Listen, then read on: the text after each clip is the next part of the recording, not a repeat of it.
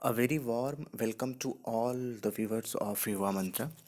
Warm welcome इसलिए क्योंकि ठंडी का दिन है और कुछ गरम गरम चीज़ें हो जाएं तो काफ़ी बेहतर होता है। So welcome again to all the viewers. आज हम इस वीडियो में बात करने वाले हैं आरआरबी एनटीपीसी एग्ज़ाम की। आप जानते हैं कि आरआरबी एनटीपीसी का एग्ज़ाम हो रहा है, फ़ेज़ 1 का एग्ज़ाम हो रहा है। तो फ़ेज़ 1 के एग्ज़ाम में आज शिफ्ट 2 में जो जीके के क्वेश्चंस आए थे, हम उनकी बात करने वाले हैं। तो चलिए शुरू करते हैं बिना देर किए। पहला क्वेश्चन जो है वो है, भारत का राष्ट्रीय जलीय जीव। जलीय जीव कौन है भारत का? तो भारत का जो राष्ट्रीय जलीय जीव है वो है डॉल्फिन। इसके बाद नेक्स्ट क्वेश्चन जो था वो ब्लड से रिलेटेड था। ब्लड का पीएच मान पूछा गया था, तो पीएच मान जो है उसका वो 7.4 है। अगला क्वेश्चन है, संविधान सभा की प्रथम बैठक कब हुई थी? तो संविधान सभा की जो प्रथम बैठक है वो 9 दिसंबर, मैं DEC लिख रहा हूँ, आप इसे दिसंबर समझें, 1946 में हुई थी। ठीक है। इसके बाद अगला क्वेश्चन है, OMR का पूर्ण रूप मतलब पूरा नाम क्या है इसका? तो OMR आप जब ऑफलाइन एग्ज़ाम देने जाते हैं, जैसे अभी हाल ही में NCL का एग्ज़ाम चल रहा था, तो वहाँ पे OMR शीट आपको मिलती है। तो OMR का पूरा नाम पूछा गया था। OMR का पूरा नाम है ऑप्टिकल मार्क रीडर। अगला क्वेश्चन है, विटामिन डी की कमी से होने वाला कौन सा रोग है? विटामिन डी, ठीक है, कुछ लोगों को सी सुनाई दे रहा होगा, डी की बात हो रही है। विटामिन डी की कमी से कौन सा रोग होता है? तो विटामिन डी की कमी से रिकेट्स होता है। ठीक। अगला क्वेश्चन है, जलियांवाला बाग हत्याकांड कब हुआ था? तो ये 13 अप्रैल 1919 को हुआ था। 13 अप्रैल 1919, बैसाखी वाले दिन ये कांड हुआ था। अच्छा, उसके बाद अगला क्वेश्चन है, यूएनएससी हेडक्वार्टर कहाँ है? तो यूएनएससी हेडक्वार्टर न्यूयॉर्क में है। मोपला विद्रोह कब हुआ था? तो मोपला विद्रोह 1920 में केरल में हुआ था। 1920 केरल में हुआ था। ठीक है। नेक्स्ट क्वेश्चन की बात करते हैं। नेक्स्ट क्वेश्चन है, टिहरी बांध, सॉरी, अगला क्वेश्चन है, ग्रैमी अवार्ड किस क्षेत्र में दिया जाता है? तो ग्रैमी अवार्ड संगीत म्यूजिक के क्षेत्र में दिया जाता है। ठीक है, ग्रैमी अवार्ड म्यूजिक के क्षेत्र में दिया जाता है। अगला क्वेश्चन है, जापान की मुद्रा क्या है? तो जापान की मुद्रा है येन। जैसे हमारे यहाँ की मुद्रा रुपीज़ है, रुपया है, उसी तरीके से वहाँ की येन है।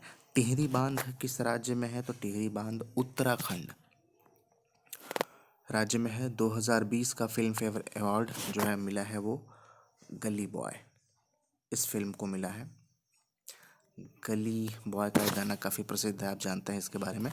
अगला क्वेश्चन है, एंटोमोलॉजी किससे रिलेटेड है? तो एंटोमोलॉजी कीड़ों के अध्ययन से रिलेटेड है। श्रीनगर किस नदी के किनारे बसा हुआ है? तो श्रीनगर झेलम नदी के किनारे बसा हुआ है। दुनिया का सबसे बड़ा द्वीप, दुनिया का सबसे बड़ा द्वीप ग्रीनलैंड है। ग्रीनलैंड। ठीक है। अगले क्वेश्चन की बात करते हैं। अगला क्वेश्चन है, माइक्रोसॉफ्ट के संस्थापक कौन है? तो माइक्रोसॉफ्ट के संस्थापक बिल गेट्स। टिस्को का स्थापना वर्ष 1907। प्लासी की लड़ाई कब हुई थी? तो 23 जून 1757। जून 1757। गोल गुंबज कहाँ पर है? तो गोल गुंबज कर्नाटक में है। G20 आयोजन स्थल, तो G20 आयोजन स्थल 2020 का जो है वो सऊदी अरेबिया है। अगला है, विश्व की सबसे बड़ी बुद्ध प्रतिमा कहाँ है? तो विश्व की सबसे बड़ी बुद्ध प्रतिमा चाइना में है। चाइना को 2020 में क्या पूरी ज़िंदगी में भुलाया नहीं जा सकता। चाइना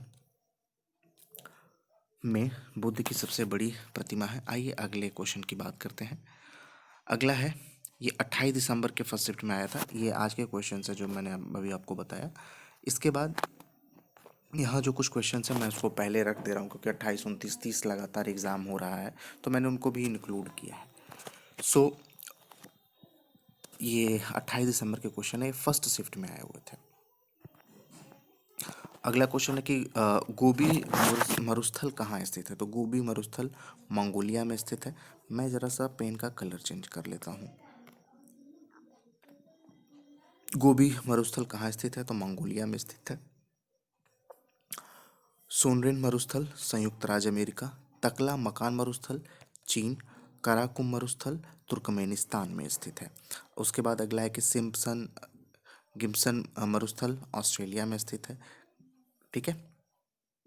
इसके साथ साथ ग्रेट सैटी ग्रेट विक्टोरिया मरुस्थल भी ऑस्ट्रेलिया में ही स्थित है।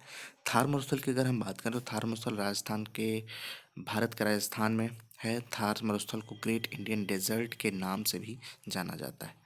ठीक है। अगला क्वेश्चन है पानीपत का द्वितीय युद्ध कब और किसके बीच हुआ था। तो पानीपत का जो द्वितीय युद्ध था वो 1556 ईस्वी में अकबर और हेमू के बीच हुआ था।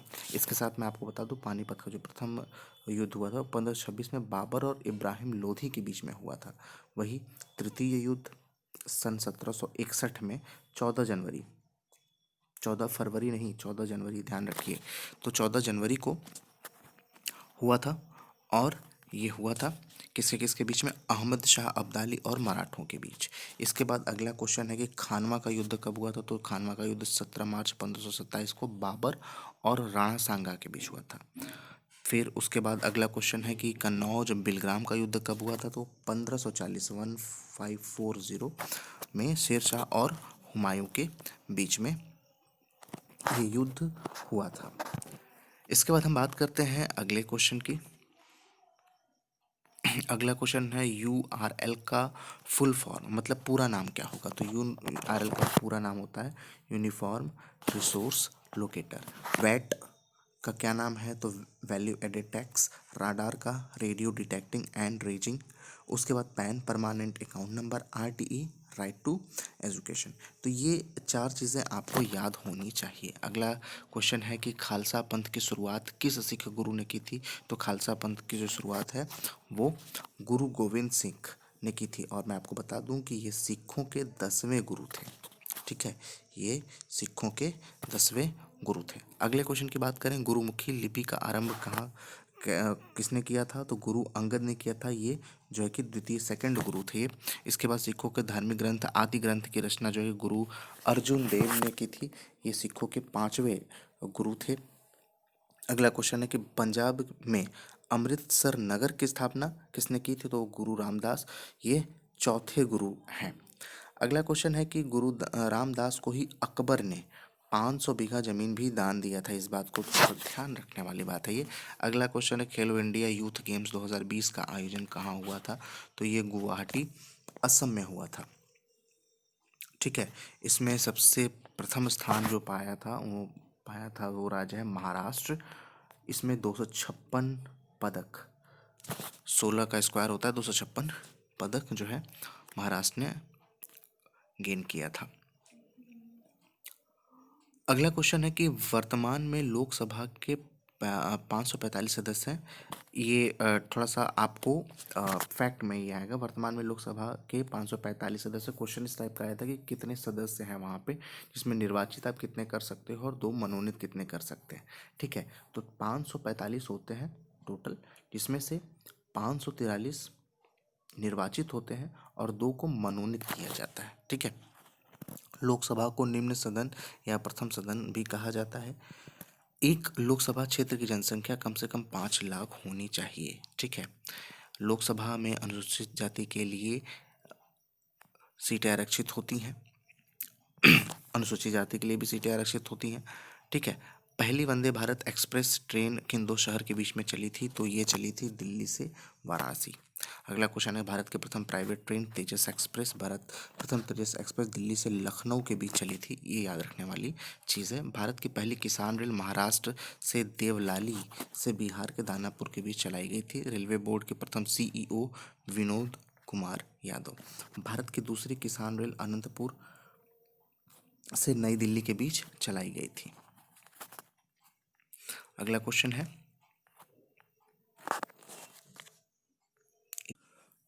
प्रार्थना समाज के संस्थापक कौन थे। तो प्रार्थना समाज के संस्थापक आत्माराम पांडुरंग एवं MG रानाडे। यहाँ पे 2 लोग हैं। एक है आत्माराम पांडुरंग और दूसरा जो है कि MG रानाडे। इन्होंने केशव चंद्र सेन के सहयोग से प्रार्थना समाज की स्थापना की थी। इसके बाद आप ये भी जान लीजिए तत्वबोधिनी सभा के संस्थापक कौन थे। तो वो देवेंद्र नाथ टैगोर थे। हिंदू सभा के संस्थापक 1951 ईस्वी में जो है कि इसको किया गया था, मदन मोहन मालवीय जी थे। इसके बाद देव समाज का संस्थापक 1887 में ये हुआ था, शिव नारायण अग्निहोत्र जी ने किया था। आर्य समाज के संस्थापक स्वामी दयानंद सरस्वती 1875 ईस्वी में ये चीज़ हुई थी। इसके बाद अगला है कि आत्मीय सभा के संस्थापक कौन थे, तो वो राजा राम मोहन राय, इन्होंने 1815 ईस्वी में जो है कि इसकी स्थापना की थी। अगला क्वेश्चन है सेरी कल्चर का संबंध किससे है, तो सेरी कल्चर का जो संबंध है वो रेशम कीट पालन से।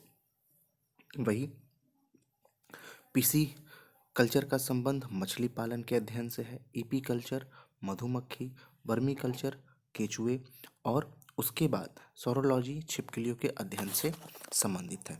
कुडनकुलम न्यूक्लियर पावर प्लांट किस राज्य में स्थित है, तो कुडनकुलम ये जो न्यूक्लियर पावर प्लांट है वो तमिलनाडु के कन्याकुमारी में स्थित है। काकरापारा परमाणु विद्युत गृह ये गुजरात के सूरत में स्थित है। कैगा परमाणु विद्युत गृह कर्नाटक में स्थित है। इसके बाद अगला है तारापुर, बहुत ही ज़्यादा इम्पोर्टेंट ये है।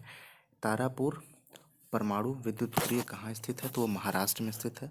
नरोरा परमाणु विद्युत गृह उत्तर प्रदेश के बुलंदशहर में स्थित है। राज तरंगिणी के लेखक कौन है, तो वो है कल्हड़। कुछ और पुस्तकों को देखा जाए तो मुद्रा राक्षस के विशाखा दत्त है, मालती माधव, उत्तर रामचरित, भवभूति, डिवाइन लाइफ शिवानंद, अष्टाध्यायी, पाणिनि, बुद्ध चरितम, अश्वघोष। फिर से इसको देख लीजिए, मुद्रा राक्षस, विशाखा दत्त, मालती माधव, उत्तर रामचरित, भवभूति, डिवाइन लाइफ शिवानंद, अष्टाध्यायी, पाणिनि और बुद्ध चरितम अश्वघोष जी ने लिखा है। 55वां ज्ञानपीठ पुरस्कार किसे प्रदान किया गया है, ये क्वेश्चन आया हुआ था, तो ये 2019 में अक्किथम अच्युतन नबूंदरी मलयालम जो कवि हैं उनको ये दिया गया था। 2018 में जो 54वां हुआ था ज्ञानपीठ पुरस्कार अमिताभ घोष को दिया गया था, जो उन्होंने अंग्रेजी में उपन्यास लिखा था द सर्किल ऑफ रीजन।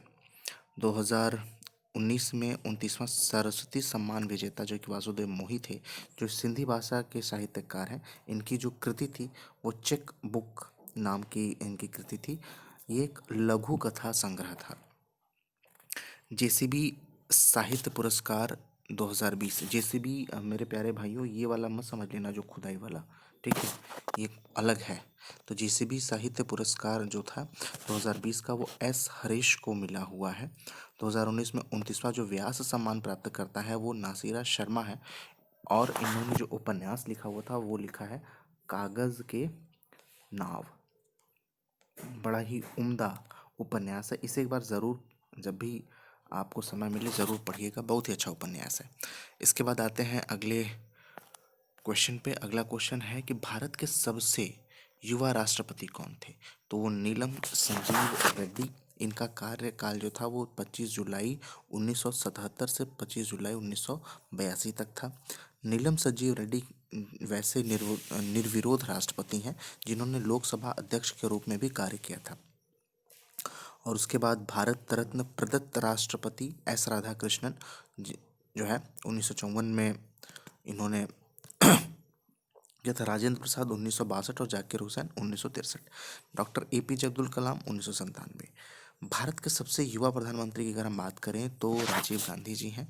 ये 40 वर्ष की उम्र में ही प्रधानमंत्री बने थे। क्वेश्चन नंबर 18 है केंद्रीय आलू संस्थान कहाँ स्थित है, तो ये शिमला में स्थित है। ठीक है, जब भी शिमला घूमने जाइए यहाँ ज़रूर घूमिए, बहुत ही अच्छी जगह है। भारतीय गन्ना अनुसंधान संस्थान आपके लखनऊ में है। राष्ट्रीय केला अनुसंधान केंद्र त्रिची तमिलनाडु। अंतर्राष्ट्रीय चावल अनुसंधान संस्थान जो है वो फिलीपींस में है। अच्छा, इसके बाद अगला क्वेश्चन है कि कौन सा रोग विषाणु जनित है, तो इंसेफेलाइटिस ये विषाणु जनित है। विषाणु से और कौन कौन से रोग हो सकते हैं, जैसे रेबीज है, दाद है, चेचक है, ट्रकोमा है, खसरा है, polio, hepatitis, AIDS, Ebola, chikungunya, dengue, rubella, गलसुआ। तो ये जो रोग हैं सभी के सभी विषाणु से होते हैं।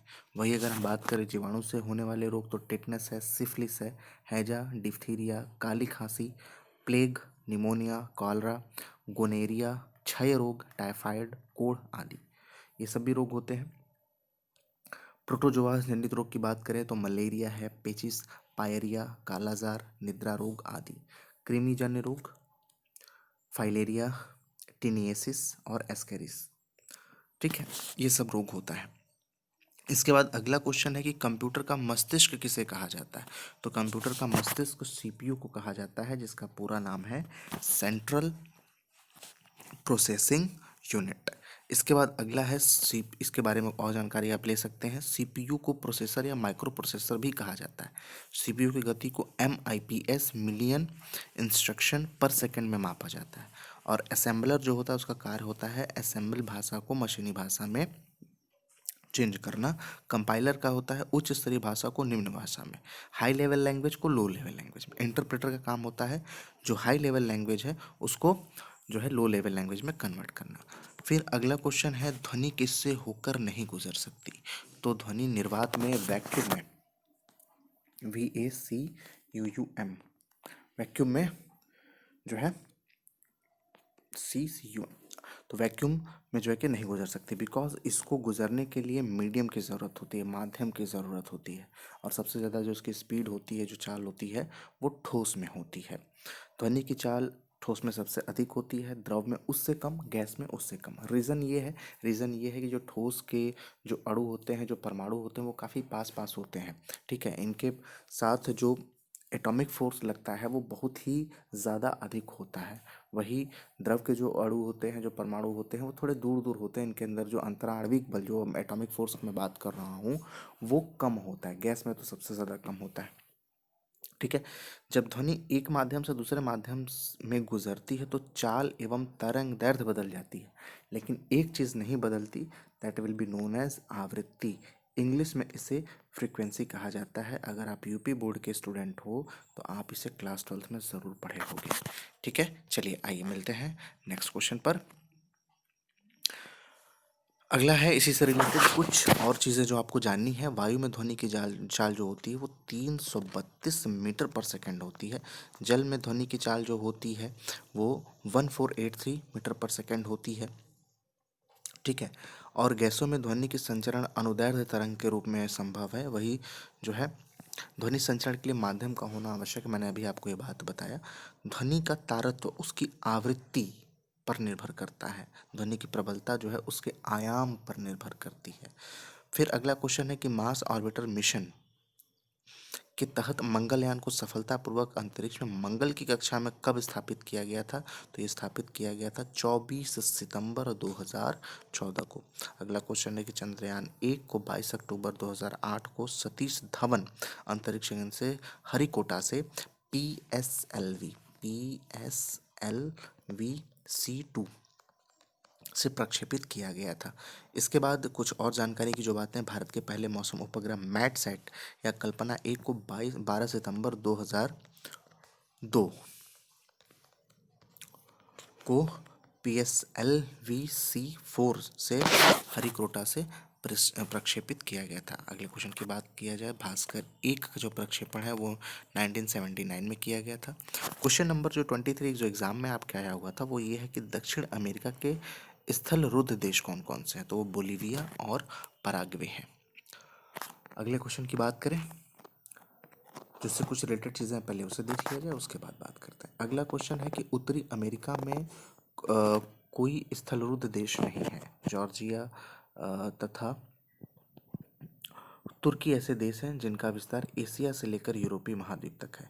उसी जगह कजाकिस्तान की बात करें तो एशिया महाद्वीप में सबसे बड़ा स्थलरुद्ध देश है। क्वेश्चन नंबर 24 है कि पूर्वोत्तर भारत का कौन सा राज्य भाग नहीं है। तो वो है सिक्किम। पूर्वोत्तर भारत के राज्य अरुणाचल प्रदेश है, नागालैंड है, त्रिपुरा है, मिजोरम है, मणिपुर है, मेघालय है, असम है।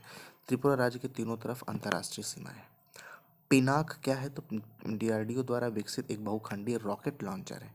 डीआरडीओ ने सितंबर 2020 में, हाल ही की बात है, HE-80 वाहन का सफल उड़ान परीक्षण भी किया था। डीआरडीओ द्वारा विकसित रुद्रम 1 एंटी रेडिएशन मिसाइल है। डीआरडीओ ने PT हैवी ड्रॉप सिस्टम विकसित भी किया है। क्वेश्चन नंबर 26 की बात करें तो सबरीमाला मंदिर कहाँ पर है। तो ये केरल में है। उसी तरीके से और कुछ मंदिरों की बात कर ले तो हर मंदिर पटना में है। कांचीपुरम का मंदिर चेन्नई में है। शांति निकेतन पश्चिम बंगाल। सेंट जॉर्ज किला चेन्नई में है। कौन सा स्थल दिल्ली में नहीं है? तो बुलंद दरवाज़ा। फतेहपुर सिकरी ये आगरा में है। दिल्ली में जो स्थित है उनकी अगर हम बात करें तो लाल किला है, इंडिया गेट है, कुतुब मीनार है, राष्ट्रपति भवन है, हुमायूं का मकबरा, सफदरगंज का मकबरा है और जंतर मंतर। लाल बाग की अगर आप बात करते हैं तो लाल बाग आपको बेंगलुरु में मिलेगा। Prince of Wales museum Mumbai आ जाइए। उन्मेद भवन जोधपुर। विजय स्तंभ चित्तौड़गढ़ राजस्थान। क्वेश्चन नंबर 28 जो आपके एग्जाम में आया था वो है सुकन्या समृद्धि योजना से संबंधित। तो ये किससे संबंधित है? तो बेटियों के आर्थिक सशक्तिकरण के लिए शुरुआत हुई थी और इसका जो शुरुआत हुआ था 4 फरवरी 2015 से हुआ था। प्रधानमंत्री नरेंद्र मोदी जी ने किया था।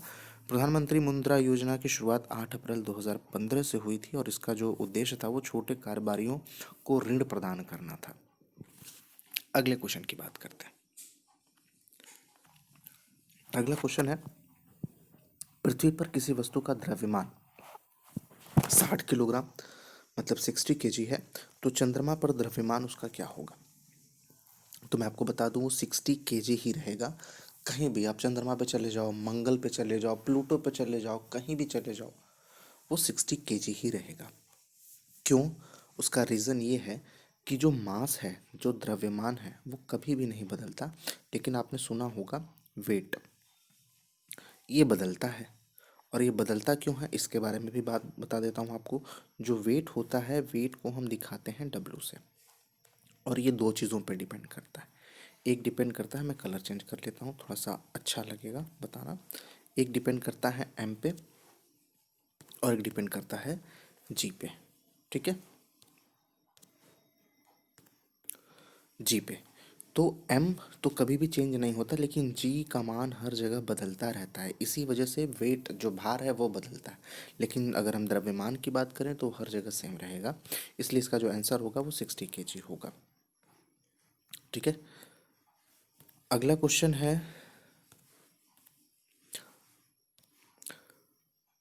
यहाँ पे मैंने जो पीडीएफ जिन्होंने बनाया है उन्होंने इस चीज़ को डिनोट किया है। मैंने पीडीएफ नहीं बनाया बिकॉज मैं बता दूँ थोड़ा सा तबीयत मेरा सही नहीं है। तो हमारे एक मित्र ने इस पीडीएफ को बनाया है।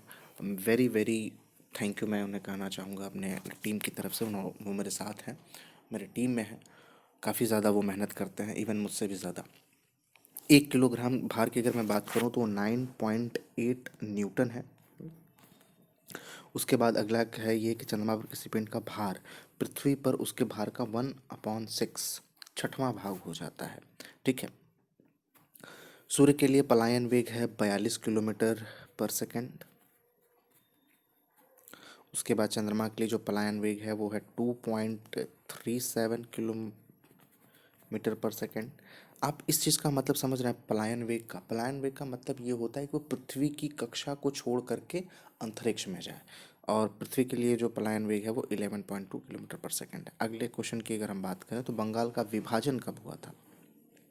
तो बंगाल का विभाजन जो हुआ था वो 16 अक्टूबर 1905 को हुआ था। बंग भंग आंदोलन या स्वदेशी आंदोलन 1905 में हुआ था। रोलेट एक्ट जो पारित हुआ था 19 मार्च 1919 को हुआ था। साइमन कमीशन की जो नियुक्ति हुई थी वो 8 नवंबर 1927 को हुई थी। असहयोग आंदोलन जो शुरू हुआ था 1 अगस्त 1920 को हुआ था। नौसेना विद्रोह 19 फरवरी 1946 को हुआ था। तो ये इस एक क्वेश्चन से रिलेटेड और बाकी इंपॉर्टेंट चीज़ें हैं। अगला है क्वेश्चन, पर्यावरण संरक्षण अधिनियम कब लागू हुआ? तो वो लागू हुआ था 1986 1986 में। अगले क्वेश्चन की बात करते हैं उससे पहले मैं आपको बता दूं कि भारतीय संविधान के अनुच्छेद 253 के अनुसार लागू हुआ था। अब अगले क्वेश्चन की बात करें, उपभोक्ता संरक्षण अधिनियम की अगर मैं बात करूं तो 20 जुलाई 2020 से यह लागू हुआ है। ठीक है, 20 जुलाई 2020 लॉकडाउन में इसे किया गया है लागू। उसके बाद वन्य जीव संरक्षण अधिनियम 1972 से वन्य संरक्षण अधिनियम 1980 से। आप इन दोनों में कंफ्यूज मत होइएगा, ये वन्य जीव संरक्षण अधिनियम है जो 1972 से लागू हुआ है और वन संरक्षण अधिनियम 1980 से। अगला क्वेश्चन से पहले एक और फैक्ट जान लीजिए। संयुक्त राष्ट्र सुरक्षा परिषद के जो सदस्य हैं वो TS त्रिमूर्ति हैं, जो कि स्थायी प्रतिनिधि हैं। यह भारत 8वीं बार सुरक्षा परिषद का सदस्य बना है। ये भारत के लिए थोड़ी सी गौरव की बात है। अगला क्वेश्चन है, जो क्वेश्चन नंबर 32 है, वो ये है कि भारत के किस राज्य की तट रेखा सबसे लंबी है? तो वो है गुजरात। भारत की जलीय समुद्री सीमा से लगे तकरीबन 7 देश हैं। तटीय भाग की लंबाई 75,166 किलोमीटर है। ठीक है। उसके बाद अगला क्वेश्चन है कि भारत के मुख्य भूमि के तटीय भाग की लंबाई 6100 किलोमीटर है। भारत के 9 राज्य तट रेखा से लगे हुए हैं। क्वेश्चन नंबर 33 की बात करें तो कह रहा है पदार्थ की मात्रा को किस में मापा जाता है? तो ग्राम मोल में। बल की CGS पद्धति की जो मात्रक है वो है डाइन। ठीक है, DYNE, कुछ और ना समझना। द्रव्यमान का जो ऐसा ही मात्रक है वो है किलोग्राम, केजी से इसको दिखाते हैं। पदार्थ की परिमाण का जो मात्रक है उसे हम मोल कहते हैं, MOL। ठीक है, स्पेलिंग पूरी MOL ही होती है, लेकिन जब हम इसको लिखते हैं तो MOL लिखते हैं। ठीक, चलिए क्वेश्चन नंबर 34 कह रहा है कि वर्ल्ड कप 2019 में कितने टीमें थीं? तो 10 टीम थी। और उसके बाद आयोजन जो हुआ था वो इंग्लैंड और वेल्स में हुआ था। विजेता इंग्लैंड थी, उपविजेता न्यूजीलैंड। इनाम टोटल 28 करोड़ रुपए मिला था, जिसमें मैन ऑफ द मैच की बात करें तो बेन स्टोक्स थे। Player of the series Dan Williamson.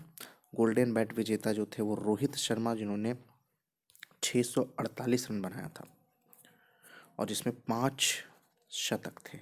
ठीक है, सेंचुरी थी 5। ठीक, गोल्डन बॉल विजेता की बात करें तो मिशेल स्टार्क, जिन्होंने 27 विकेट लिए हुए थे टोटल। ये ऑस्ट्रेलिया के रहने वाले हैं। क्वेश्चन नंबर 35 कह रहा है कि भारत में रामसर साइट कितनी है? तो ये टोटल 41 है। इस वर्ष मतलब 2020 की अगर मैं बात करूं तो रामसर साइट में 10 क्षेत्र को शामिल किया गया है। यह 10679 मीटर स्क्वायर के क्षेत्र को कवर करेगा। महात्मा गांधी के गुरु कौन थे? तो वो गोपाल कृष्ण गोखले हैं। सुभाष चंद्र बोस के राजनीतिक गुरु की अगर मैं बात करूं तो देशबंधु चित्तरंजन दास। गोखले के आध्यात्मिक एवं राजनीतिक गुरु महादेव गोविंद रानाडे। और सुभाष चंद्र को नेता जी किसने कहा था? तो वो कहा था हिटलर ने। ठीक है, तो ये चीज़ें हैं।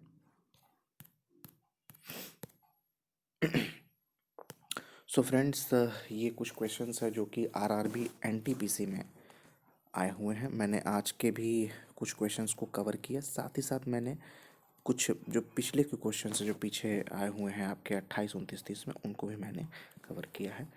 आपका अगर एग्ज़ाम हो, चाहे वो फेज़ 1 में हो चाहे फेज़ 2 में हो, आप इसे एक बार ज़रूर देखें।